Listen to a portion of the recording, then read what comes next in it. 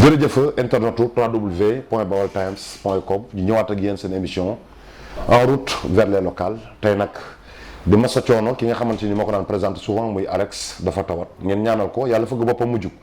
tey ñu dalal Bass nekk un jeune très engagé au niveau de la commune de Ndoulo Bass na nga def.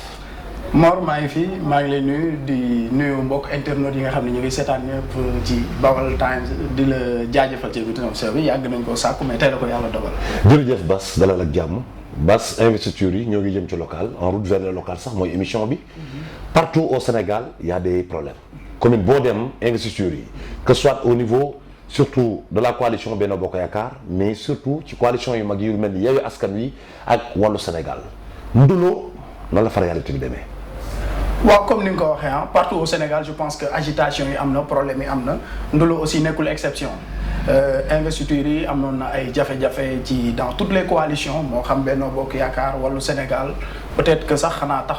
taxawu Sénégal peut-être moom lañ fa noté wul yenn jafe-jafe yi et même également Wallu Sénégal amul yenn difficultés yi mais quand même il faut le dire quelque part amoon na ay jafe-jafe mais comme li ñuy wax rek tout est bien qui finit bien finalement investir nañ ñi nga xam ne ñoom ñoo war a nekk ay candidats ci élection yi et maintenant profil yëpp définir na li ci des maintenant mooy ku nekk wàcc ci terrain bi liggéey fas yéene dagaan baatu askan bi pour ñu fal la nga nekk. ñaata candidats lañ fa am Ndoulo.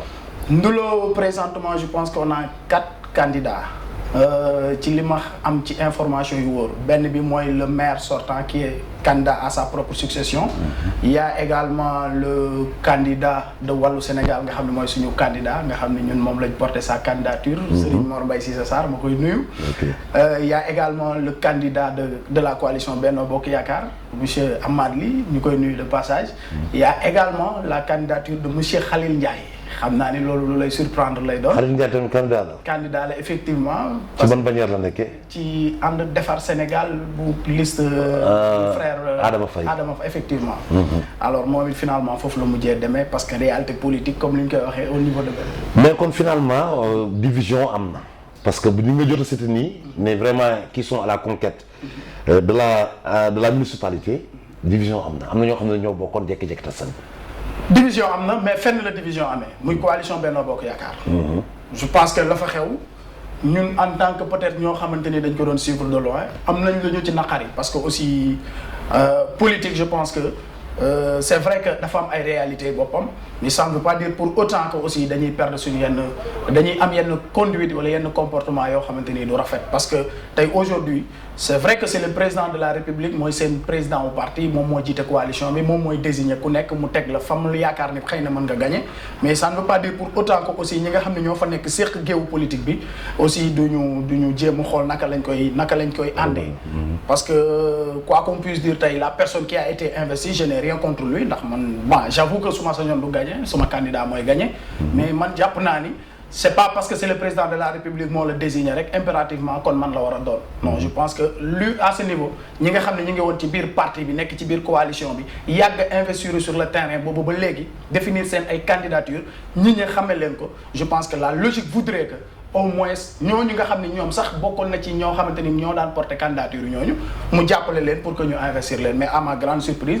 c'est quelqu'un boo xamante ni on l'a investi et que même ñi nga xam ne ñoom la seqal géewu politique bi kenn mësul xalaat ni moom la ñuy investir et ça je pense que loolu seen yëfu bopp la seen potum biir la mais je pense que. am nga droit tamit wax ci noonu la comme ni mu amee dans les autres réalités mais Bassirou ñu gis ko ci Wallu Sénégal. c'est quoi bon déjà man surprendre na ma. surprendre ñu bëri parce que sama relation ak ñi nga xam ne tey aujourd'hui ñooy les détenteurs du pouvoir tey boo ñëwee j'avoue que yàlla dogal na ni am naa relation bu baax ak ñi nga xam ne aujourd'hui ñooy gérer état bi ci ñu ci bëri jaxasoo gi ñu jaxasoo demoon na ba ñu bëri yaakaar ni xëy na fa laay dem bokk mais li ñuy wax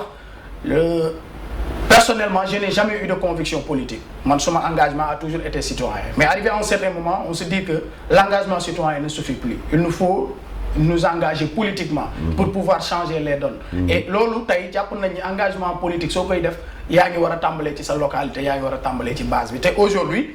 élection yi ñu jëm ay élection gox-goxaan la je pense que donc local la quoi local la yaay xool effectivement li nga jàpp ni mooy li gën ci dëkk bi nga war cee mën a dem te li gën ci dëkk bi aujourd'hui nga xam ne tey yaakaar naa xel yëpp a ko nangu te ñëpp a ci ànd d'accord ci muy Serigne Mor Mbaye Cissé Sarr c'est le coordonnateur du Parti démocratique sénégalais biir coalition Wallu Sénégal bu Ndulo je pense qu'il a fait l'unanimité sa candidature a été portée nous aussi en tant que mouvement pour la citoyenneté et le développement de Ndulo on milite tout simplement pour le développement de Ndulo dara ñoruñu. Et vous pensez que Serigne Mor Mbaye vraiment peut changer la donne au niveau. loolu moom dañ cee am sikki sàkka wuñ ci. Qu'est-ce qu'il a fait déjà en amont ou bien au préalable bien que vraiment que nga mën a am yow certitude porter sa candidature. en amont mooy c'est quelqu'un boo xamante ni il a toujours été présent il est là ci wetu askan bi heure bu seen bët xonqee gisuñu kenn ku dul Serigne Mor Mbaye Cissé Sarr ba à l'heure où je vous parle su problème amee tey aujourd'hui kenn du sa xel du dem ci maire wala di dem ci keneen sa xel ci Serigne Mor lay dem ngay ndaw ngay mag ngay jigéen ngay góor ku mën a doon problème bu mën a am biir Ndulo tey aujourd'hui ki ñuy njëkk a xalaat woo ko téléphone mooy Serigne Mor Mbaye Cissé Sarr. Pourquoi? Parce que son engagement auprès de la population ne souffre maintenant d'aucun doute. nit ñi gis nañ ko xam nañ ko heure boo gisee Serigne Mor Mbaye Cissé Sarr muy dox ci li muy dox mooy lu jëmale Ndulo kanam wala lu saafara jafe-jafe yi askan bi di dund. donc nit ku mel noonu te pourtant am na ay moromam yu nekk ci Ndulo di def politique. mais aujourd'hui il faut le reconnaître moom posture bi mu taxawee xoolul ku faral moom ak ku faralul moom xoolul lu neex ma Samba ak lu naqari ma Demba li muy xool ak di ko def mooy da koy def d'une manière très désintéressée mooy gëm ni Ndulo laa dëkk te damaa war a bokk ci liy baaxal Ndulo politique nag ku nekk fa nga far li mu doon def da ko doon def c'était un engagement boo xamante ni je dirais pas un engagement politique mais c'était un engagement citoyen boo xamante ni am na ay retombées politiques et loolu yàllaa ko defal. ndax su fekkoon ni ay moromam yi nga xam ne ñoom la seqaloon géewu politique bi ku nekk ca parti ba nga bokk meloon nga ni mu mel tey aujourd'hui on n'en serait pas là mais aujourd'hui je suis désolé c'est le seul homme aujourd'hui laa la wax xam nga liñ naan kilifa ci kër bu problème amee xel yépp génn la moo dal suñu meeru dëkk tey aujourd'hui problème bu amee xel yépp day génn suñu meeru dëkk ci kan lay dem Serigne Mor. mais yow bon tu es en train de vraiment de prendre une position plutôt partisane. Pourquoi ma ne partisane? C'est vrai boo faree feneen fi kay yoon la nga fuger le maire. Abordons la question du maire déjà. Kady Beye c'est quelqu'un qui a vraiment c'est-à-dire un portefeuille très riche. Des contacts et tout ça pourquoi nga bëgg ñëw xëy suba nii rek di ko kii Kady Beye a beaucoup fait au niveau de votre commune. waaw man nag j'avoue que ñun suñu je dirais même ñun ñuy ànd wala ñun ñu bokk conviction on n'est pas des nihilistes ñoo xamante ni dañuy suul jëf. Kany ñu koy nuyu de passage. ku ñu respecté la ku ñu jox cër la parce que kilifa la d'abord c'est le premier magistrat de la ville. te quoi qu'on puisse dire aussi mu néew mu bari def na dara Ndulo. et loolu aussi ñu ko ciy sant di ko gërëm. mais il faut le reconnaître par rapport ak li ñu doon xaar ci moom je peux dire que il n'a même pas fait le quart de ce qu'on attendait de lui. parce que tey aujourd'hui mënoo ñëw nga nekk ci dëkk bu mel ni Ndulo. nga fekk fa yenn jafe-jafe yoo xamante ni dans tous les secteurs boo ñëwee ci njàng mi ak njàng éducation dafa am ay jafe-jafe nga ñëw ci wàllum santé mu am ay jafe-jafe nga ñëw ci wàllum politique de jeunesse parce que c'est pas certainement on me dira que ni politique de jeunesse du maire yi moo koy def mais un maire bu ñëw yore ay ndawam ci biir dëkk am na nu mu leen war a mën a jàppale nu mu leen war a mën a am daal dans tous les secteurs tey aujourd'hui boo fa demoon nga ni lan la fa Kady Beye def doo fa dem fekk fa lu ñu fay joxañ baaraam et donc au regard de tout cela en tant que jeune ñun aussi conscient des problèmes de notre localité xam fi àdduna bi toll ak xam aussi fi àdduna bi war a dem ëllëg on ne peut pas comprendre que ñu am un maire boo xamante ni day toog fi voilà di tenir ay discours yu arrogant il ne respecte pas les gens il n'a pas une vision claire du développement wala ban projet de société la bëgg a tabax pour Ndulo loolu aussi ñun les gens dañuy dem à un certain moment parce que ñun au début on a essayé quand même de lui tendre la main pour le soutenir l'accompagner mais malheureusement l'homme est naturellement difficile à composer ou bien à accompagner dans te en réalité les gens ne comprennent pas ce qu'ils vont en fait lan la bëgg a defal dëkk bi xamuñ ko parce que nit koo xamante ni c'est-à-dire tu ne communiques pas avec les gens. Il y a un défaut de communication déjà quoi. Il ne communique pas premièrement deuxièmement li may wax mooy xamuloo ban projet de société la bëggal Ndulo.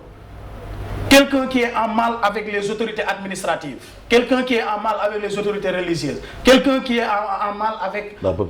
population elle-même. ba pare nga ni da nga bëgg a jiite tous ces gens. Moi je vous donne benn mbir boo xamante ni tey ñu ci bëri xamuñu ko xëy na pendant 7 ans. Monsieur Mamadou Beye est maire de la commune de Ndulo. il n'a jamais, je dis bien jamais, assisté à aucun CLD, assisté à aucun CDD ou bien assisté à aucun CRD te yaakaar naa ni yooyu ndaje suñ koy woo ku xam solo si bu ko sous-préfet di woolu préfet di ko woolu gouverneur di ko woolu c'est pour discuter waxtaan sur benn politique wala benn mbir mu am solo boo xam dafa amal njariñu askanam mais pendant 7 ans il n'a jamais assisté à ces rencontres boo waxee lu mu lay wax nos autorités administratives ay politiciens lañ nangam sangam c'est-à-dire ñun pourquoi ñun mënuñu comprendre loolu ñun loolu moom lañ mënul comprendre en fait pourquoi le maire moom mënul il est difficile à composer avec les gens alors que lui nee na moom mooy le maire moom war a jiite. déjà comme donc bu ñu xaymaa yooyu yëpp les CLD les CDD et les CRD comme donc maire bi xañ na Ndoulo lu mu waroon a mën a am parce que à travers ces rencontres là l'État définit peut-être des stratégies de développement des différentes localités. xañ na kon yooyu mënoon nañu ci am lu bari. Ndoulo xañ na ko lu bari en réalité c'est pas parce que posture politique bi mu taxawee opposition la nekk non. moi je dis pas que ni. mais ici au niveau da ngay wax ni sax pour dëggal la ko Malick Fall ak ñeneen ak ñeneen y a d'autres communes yoo xam ne des maires qui sont opposants. waaw mais dañuy xam li war askan wi ñu nekk ci. exactement mais malheureusement nag moom état d'esprit boobu la amul en fait parce que CLD par exemple je vous donne l'exemple problème mu ndox am na sous-préfet bi woote ndaje woo les acteurs concernés moom en tant que maire mu war a ñëw wax position parce que position mooy engagé askanu Ndoulo yëpp malheureusement il n'est jamais là.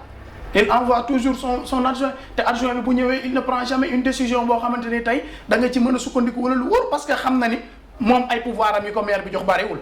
te du jël engagement mukk xam na ki mu ko séqal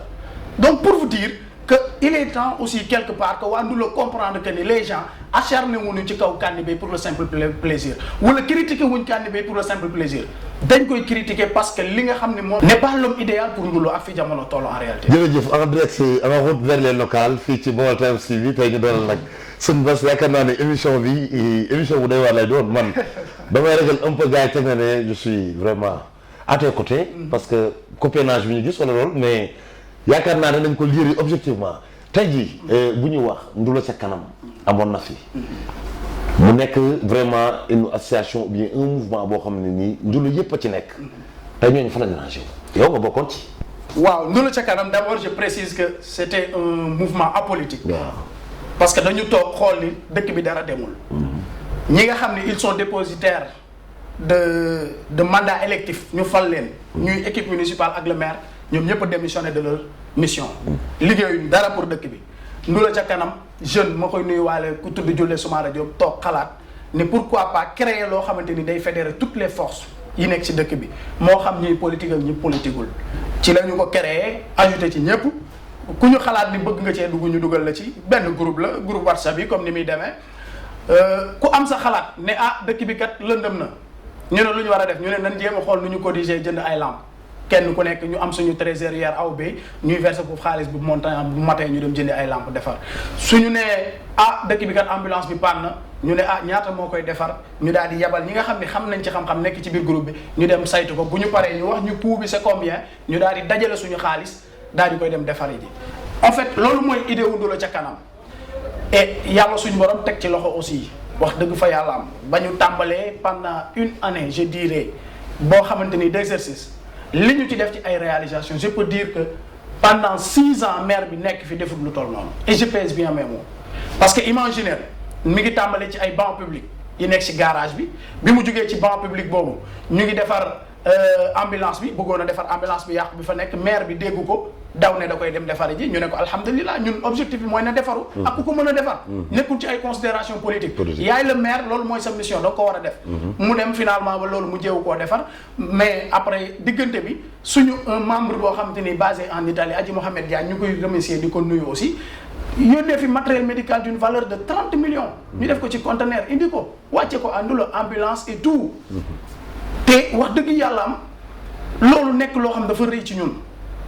parce que imaginez le poste de santé bu toll ni Ndoulo nga dugal fa valeur médicale lu toll ni 30 millions ay lal ay leneen ak leneen ay ambulance nekkoon nañ ci cérémonie de remise voilà vous étiez là-bas donc je pense que vous étiez témoin oculaire en même temps aussi Ndoulo ca kanam xam ni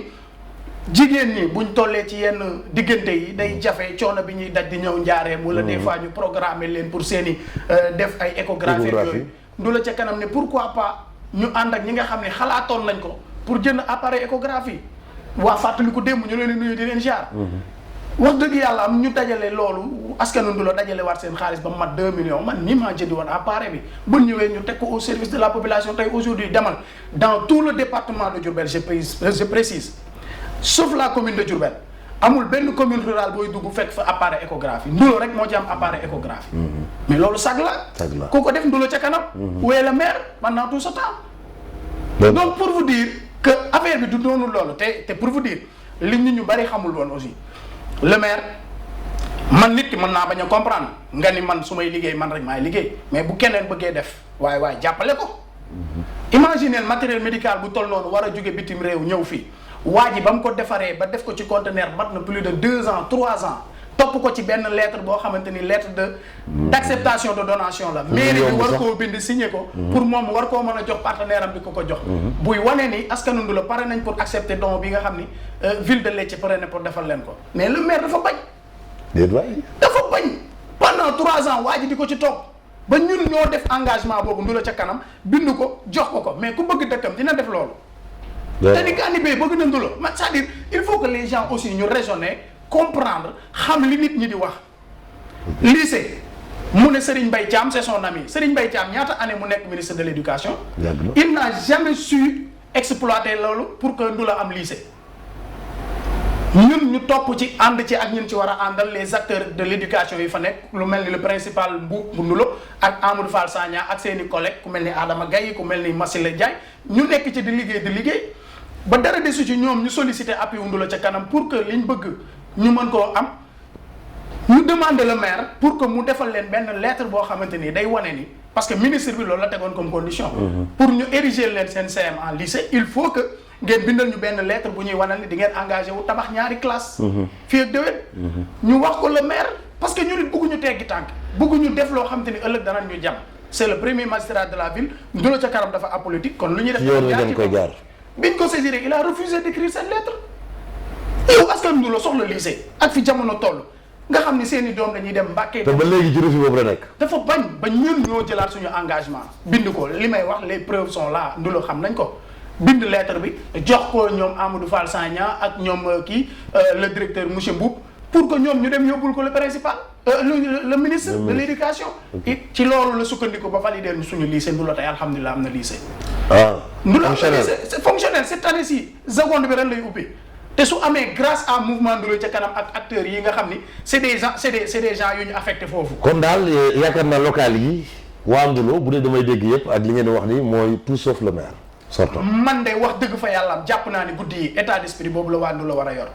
ndax nag nit buñ la falee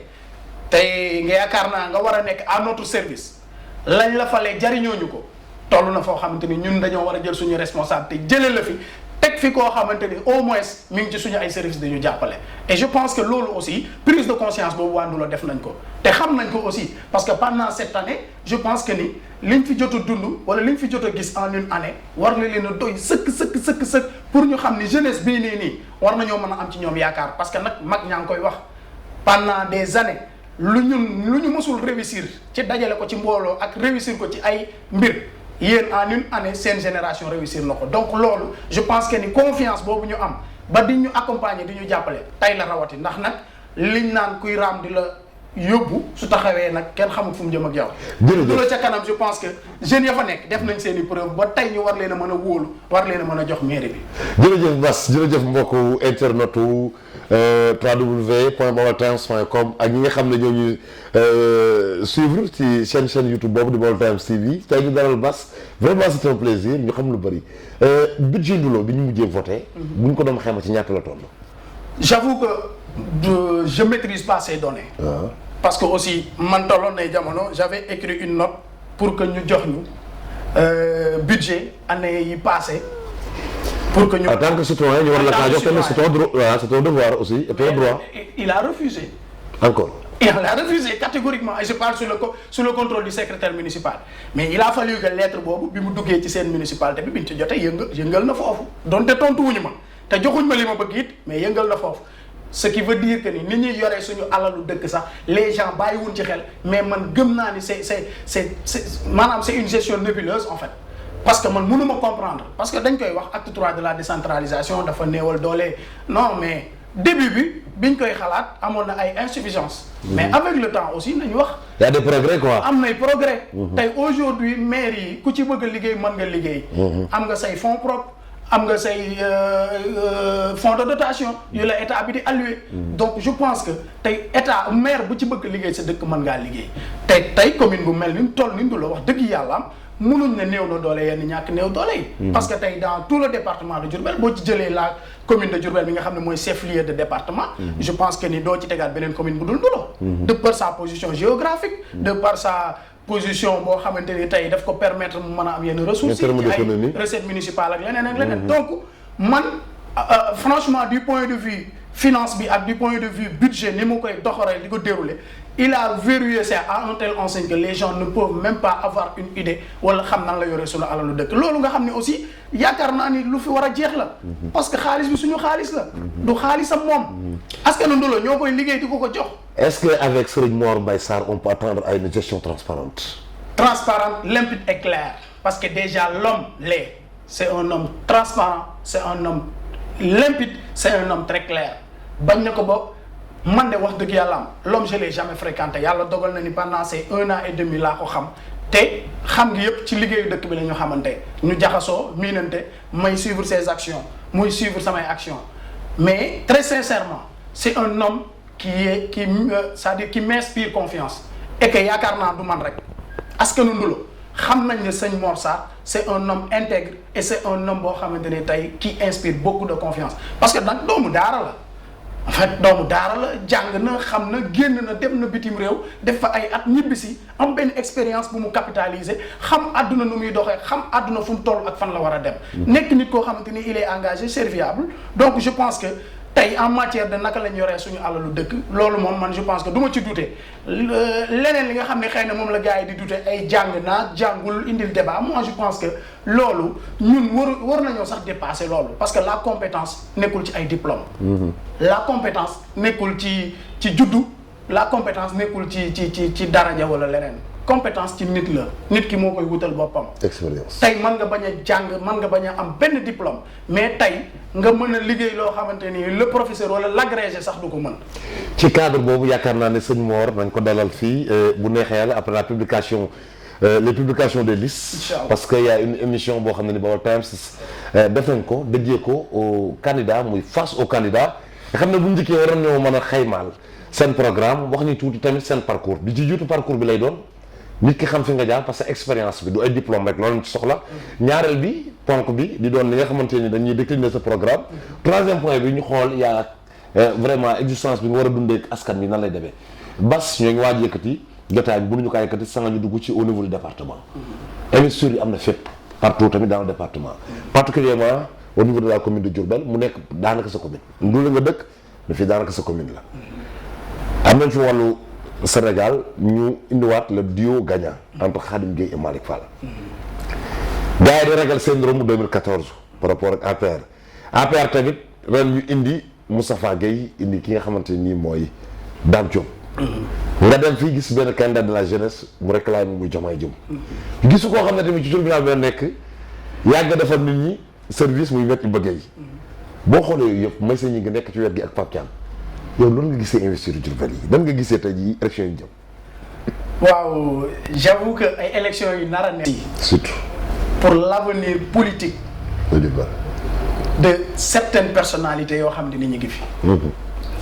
et je pense que ñoom ñooñu ñëpp xam nañ enjeu yi fi mu toll xam nañ importance bi également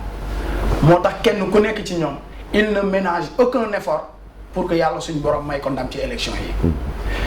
ki nga ñëkk a tudd nag je pense Dame Diop c'est un frère. c'est un grand frère que j'estime beaucoup que je respecte. mu jox ma cër lool it nag fonk ma lool wax dëgg yàlla am ci lu ma xam. tey li ko waral mooy comme li nga wax Diourbel je pense que sama commune la fi laa dëkk. nekk naa fi te et puis je pense que avec le conseil départemental de la jeunesse. yàlla dogal na ni moom Diourbel mooy suñu deuxième localité en fait. mais j'avoue que élection yi ñu jëm. ku ci naagu. Mor. ñu gañ di nga toog ëllëg le 23 janvier à 1h du matin dugg sa salle de bain di jooy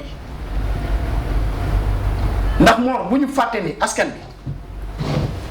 dañoo am noo xamante ni dañ koy dund ci seen biir te gis nga loolu ñuy dund mënoo koo xam lu dul le 23 janvier jot. ak loo mën a def ci ñoom. urne yi rek kay wax daal. urne yi rek kay wax te gis nga jëf yi passé tey lay doog a saf. leader bu ci amoon comportement bu exemplaire leader bu ci mas a nekk au service des gens leader bu ci nangu woon a liggéey te xam ne da ngay liggéey ngir askan bi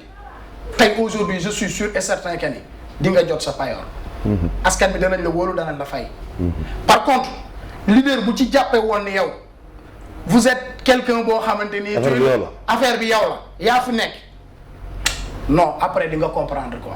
wax jooju yaakaar naa ne tënk na lépp. tënk na lépp ñu koy déglu kon yaakaar naa ne. mais nag may féliciter ak di encourager deux personnalités Maysa Gningue ak Diomaye. Diomaye parce que ñun ñoo yore héritage am ci conseil départemental de la jeunesse. Maysa Gningue di suñu grand boo xamante ni aussi ku ñu xam la vraiment di ñu orienter di ñu jàppale si lu bëree bëri. Khadim Gueye le président du conseil départemental naturellement si je suis du wàllu Sénégal. parce que suñu coalition àndulo mouvement pour la citoyenneté et le développement ak le PDS ñoo coalisé. ak yeneen i mouvement politique yu nekk àndulo pour mën a porter la candidature de Serigne Mor Mbaye Cissé Sarr donc naturellement pour le conseil départemental Khadim Gueye mooy nekk suñu candidat. est-ce que nag au niveau du département Khadim Gueye le père et fils Moustapha Gueye c'est le fils Khadim Gueye est le père yéen nga nekk ci département bi. tu as aussi des liens avec. Moustapha par rapport à ce que je sais. Moustapha sa gain la. effectivement Fatou Diané sa gain la. yow nan ngay taxawee tamit malgré tout ça donte da ngaa nekk ci coalition. waaw Moustapha on avait je dirais bien on avait de très bonnes relations quand même. dañ daan déggante dañ daan gisante et je pense que loolu su amee grand Cheikh Fall suñu grand boo xam suñu dëkkandoo la à la cité ouvrière. suñu kër yi ñoo taqaloo. vraiment moo ko doxoon ba ñu xamante am relation bu fraternelle mais entre temps j'avoue que ak caravane vacances citoyennes bi fi nenn Fatoumata Tall ñëwee woon tout dernièrement ci lañ xawoon a amee ay yenn réeróo yi mais mu nekk grand boo xam te ni je l'estime parce que li tax ma estimé ko mooy moom dafa am benn courage bu am ci moom c'est-à-dire li mu gëm daf ciy dem ba jeex. mu am mu ñàkk lu mu yëg dana koy wax. voilà donc loolu aussi nit ki da nga ko koy nangul Fatou Diané bon on n'a pas de relation quand même fraternelle j'avoue que on n'a pas de relation nii daf may seen ma koy seen donc vraiment j'avoue que des fois nag on discutait par WhatsApp mais j'avoue que man ak moom amuñu relation bu fraternelle comme peut-être ni ma xamante ak borom këram mais entre Moustapha ak Khadim man je pense que mënul am compromission ñoom ñaar c'est pas parce que ay papa ak doom la kon impérativement rek dinañ dégg non li Moustapha bëgg loolu la Khadim bëgg. te Khadim parewul pour bàyyee ko Moustapha. te Khadim waaye la ci defar ku la wax ni Moustapha Khadim pare na pour bàyyee ko da koy nax. loolu leer na. te lu leer ba leer mooy Moustapha depuis le début am na dynamique bu mu tegu woon pour dugg ci biir département bi jàppale fa ay jeunes xëy na boobu période boobu amoon na lecture que ni ci département bi dinañ ko war a mën a investir mais j'avoue que présentement ndulo bokk man ndulo dee ndulo ma xam Moustapha Gueye musuma dégg ci biir commune ndulo ñu ne Moustapha Gueye ñëw na fi kon nag duñu xaar ba bañ ne suba la élection locale yi investir nañ ko département ñu war ne xanaa nag dañ koy indi pour war koo xamal ak nit ñi. jërëjëf au moment où nga baal ma Mor. le collectif. Khadim Gueye. j'avoue que en tant que président sortant bu ga ay fàtte de waa àll bi bëgg nañ Khadim de. te moom lañ xam de. il a réalisé quoi. nañ buñ fàtte loolu waa àll bi ñun waa commune rurale yi xam nañ Khadim te it il a beaucoup fait ce que les gens ne comprennent pas ndax nag c'est quelqu'un boo xam te ni man je le fus dama ko daan wax naan c'est des gens yoo xam ne ils ont déjà fait leur temps nangam si mais da ngay sentir ni c'est des gens qui sont assez efficaces en matière de travail te li ñuy liggéey institution bi àll bi gis nañ ci seen bopp. léegi nag ñun dañuy hésiter di xalaat est-ce que ak Moustapha àll bi danañ ci gis seen bopp loolu moom. yaakaar naa urne yi danañu ko wax. urne yi danañu ko wax. yaakaar naa ne bon vraiment c'est un appel boo xamante ni tamit yaakaar naa Moustapha dana ko dégg dana jéem a xool na lay jéem a vraiment maaye encore davantage au niveau du département ak ñeneen ñi nga xam ne ay candidat ci département bi sa kàddu gu mujj la may doon. sama kàddu gu mujj di la sant di la gërëm. parce que nag vraiment yàgg nga ma vraiment accompagner di ñu épauler di ñu orienter ci lu bëree bëri xëy na li nga wax rek gars yi dinañ jàpp ni da nga may dooleel wala du genre mais loolu lu jiitu lii la en fait. parce que da nga gis sama jëmm bu xeebu bi rek nga am ci estime am ci yëg-yëg. am ci yitte loo xamante ni xëy na sax meluma ko ci yow. di la remercier te di jéggalu bu baax it également ñi nga xam ne ñu ngi seetaan. ci kàddu yi lépp lu ci dëng lépp lu ci juum ñu xam ne doomu aadama moo matul te it ñu xam ni ñun ñii di ndawi dëkk ba guddi yii jóg pour indi changement dara taxu ñoo jóg lu dul liggéey dëkk bi suñu njariñal bopp buñ ko doon wër rek di ko sàkku amoon nañ opportunité yuñ fa demee. defee ko fanaan. ñi nga xam ne tey ñoo fa nekk di incarner Benno Bokk Yaakaar man jàpp naa ne aujourd'hui ni ma mel ci biir ak ñi nga xam ne ñoo yore pouvoir bi man sax meluñu ko ñoom sax meluñu ko ak ñoom. donc ñun si on a renoncé à beaucoup de choses pour taxawal suñu dëkk uniquement waaye nañu nit ñi xamal ni ñun dara ñoruñu lu du jëmale kanam Ndoulo. te nag la jeunesse de Ndoulo vous avez rendez-vous avec l'histoire comme j'ai l'habitude de le dire Ndoulo a longtemps passé des moments yoo xam dafa jafe dafa metti moor te c'est le moment jeunesse bi jël seen wàll taxaw dëggal gérer seen dëkk yóbbu ko fi yeneen dëkk yi war a mën a egg Ndoulo tey dafa war a egg ci beneen dimension war na romb fii tey bu ñuy wax Diourbel dañ cee war a teg Ndoulo mais tey mënuma comprendre tey boo demee ay dëkk yu mel ni Tooki dànq seen feneen ak feneen ñu am ay politique de jeunesse yu saine stade municipal ni mu teeraa teeree jeunesse su Ndoulo tumu ranke am lu ñuy wax un club de football Ndoulo football club Ndoulo FC maire bi di leen seetaan booy yu tumu ranke ndax seen passion la amuñu fu jëm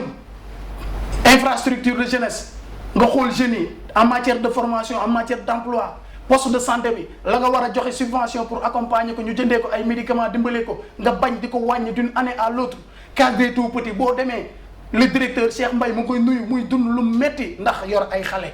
duñ la jox sax subvention bu mat 400 000 l'année wala 300 000 mais lii métti na te li muy liggéey ci xale yi la koy def yow nga yor compétence transférée war leen a accompagner nga bañ ne doo ko def donc moi je pense que et dans tous les secteurs nag collège bi boo demee loolu la ñuy dund école primaire loolu la ñuy dund aujourd'hui lycée bi accompagnement bi ci war ba léegi dara loolu nag ñun ñoo ko war a mën a changer pour ces prochaines 5 années à venir ni ñu koy changer mooy c'est le moment ñu taire les querelles politique c'est vrai dëgg la ku nekk am nga foo far mais ñu xam ne élection yi élection locale la du élection wu Macky Sall du élection wu Karim Meïssa Wade du élection yi nit ñi nag danañ leen gëmloo loolu dinañ ko gëmloo waa Ndoulo di leen gëmloo ne élection yi élection wu diw non élection wu Ndoulo la dañuy fal doomu Ndoulo ku fa yeewoo xam réalité yi Ndoulo am fu mu bëgg a jëlee Ndoulo ak fu mu ko bëgg a yóbbu loolu nag ci lay woo appel ci lay lancer appel à toute la population de Ndoulo rawatina la jeunesse Serigne Mor Mbaye Sarr est le candidat le meilleur pour Ndoulo waaw ñu gëm ko mu ñàkk koo gëm mu faloo mu ñàkk a falu fa ñu nekkoon démb ak bërki démb ci liggéeyu Ndoulo ñu nag sëñ Mor bu ñu àndee daanu sax ñu bañ ñoo gañe yàlla tere ñu bañ a gañe yàlla tere boobu la Ndoulo di gën a xam ni ñun dañoo bëgg Ndoulo ñu ñor mais du ay positionnement politique loolu nag je tenais à le préciser di leen tàllal loxo pour que ñu ñëw ànd ak ñun. jërëjëf Bass yaakaar naa ne jërëjëf mbokki Ndoulo dégg ngeen ko man Ndoulo sax tamit bokk naa fa samay mbokk nga fa xam nga leen bu baax a baax am fa kër ñu lay demee kontaan ci émission bi kontaan tamit ci dalal bi ñu la dalal